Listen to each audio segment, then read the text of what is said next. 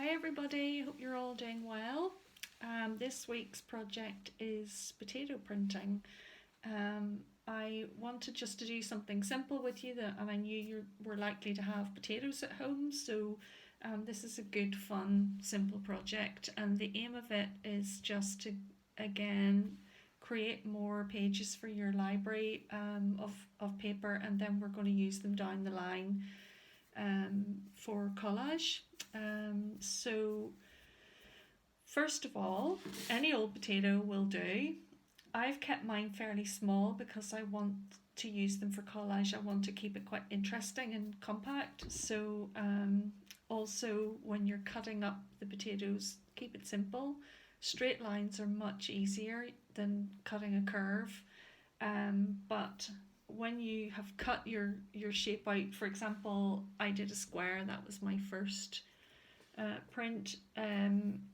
Then you have the offcuts, so you'll be getting some curved shapes as well from the offcuts, and they can be quite fun too.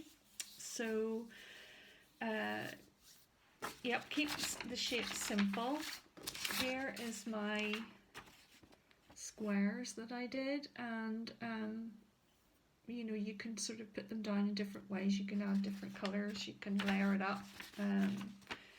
Then I did some triangles, pretty basic, but quite nice shape, and also it creates this negative space which can be quite interesting when you cut them up too, or you could fill that with a different colour or a different shape. You could put a dot in the middle or something like that. Here is the semicircle one I showed you, where I've done them kind of face to face here and back to back there. And I did a harlequin diamond pattern, and then I put a different colour in between. Might have been better with the more contrasting colour, but just experimenting and trying to build up the library. So I'm going to show you how to do it. If you have a wee sponge to put the paint on with, that's really good because you get a nice even layer when you sort of dab it on like that. So dip it into your paint, take off the excess paint, and then dab it on here. You don't want it to be too wet. And then if you press quite lightly, you get a real texture. Can you see with the diamonds there? But if you press more heavily,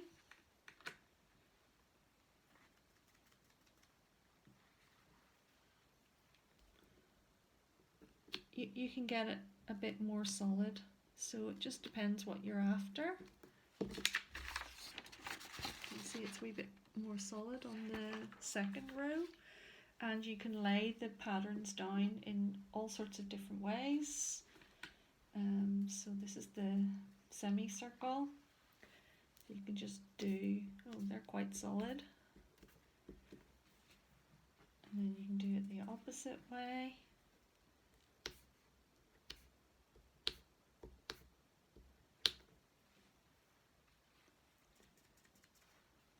You could even do a sort of flower shape with that.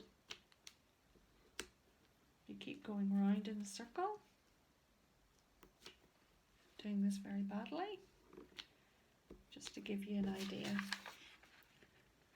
You can have a lot of fun with this, and you can just keep layering it up and adding colours and textures, and just the important thing is just to make your shapes pretty simple, and